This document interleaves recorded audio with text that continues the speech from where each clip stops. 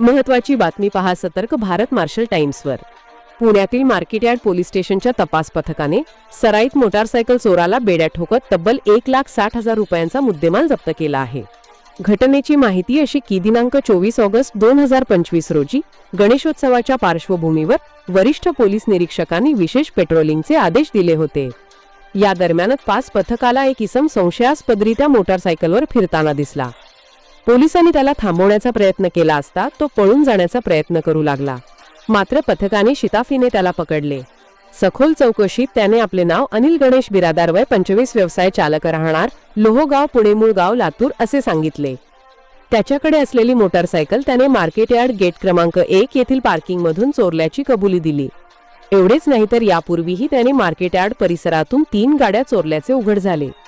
सध्या त्याच्यावर 4 वेगवेगळे गुन्हे दाखल असून तो सराईत वाहन चोर असल्याचे स्पष्ट झाले आहे। आरोपीला अटक करून पुढील तपास पोलीस हवालदार दत्तात्रय राऊत करीत आहेत।